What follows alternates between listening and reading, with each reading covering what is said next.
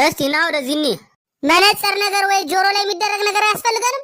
በጭራሽ። ትክክለኛ ቦታ ላይ ስትሆን እነዚህ ወንበዴዎች ለእንደዚህ አይነት ነገር ፋታ አይሰጡም። ልክ ነህ። አሪፍ ነጥብ ነው ያነሳኸው። ያልከው ነገር ትርጉም ይሰጣል። ይህ እንደ ትክክለኛ ቦታ ነው አይደለ?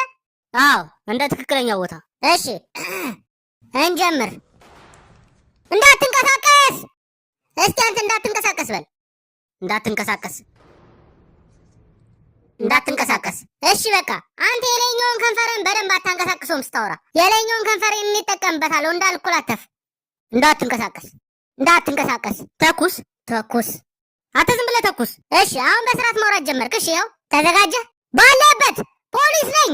መሬት ላይ ተኛ። እጅን ጭንቅላት ላይ አድርግ። መሬት ላይ ተኛ። መሳሪያው ዝም ብለህ ተኩስ። እሺ ተዘጋጀህ? ልጀምር ነው።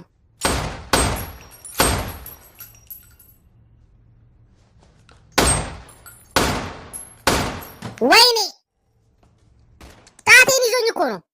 ጣቴን ያዘኝ። በመሳሪያውና በዛኛው ያለው እይታ የተመጣጠነ አይመስለኝም።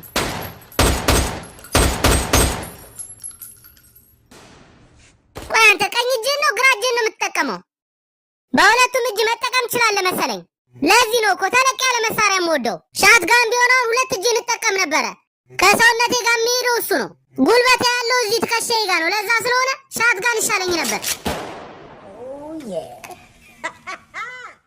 ማንገ ዲንዜል ነው እንደዛ የሚለው ትሬኒንግ ዴይ የሚለው ፊልም ላይ ምን እንደሚፈጠር አታውቅም፣ ግን ወደ ኋላ ትንሽ ራቅ ብትል ጥሩ ነው። እሺ ባለበት ቁም። ብትቆም ነው የሚሻልህ። ጀርባ ላይ ቀዳዳ ሳልሰራልህ አትሰማም እንዴ? ቀልድ ነው ይመስልህ? እመጣልህ።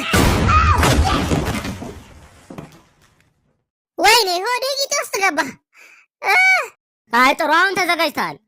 ይህ መሳሪያ ሰው እንዳይጠቀሙ መከልከል አለበት።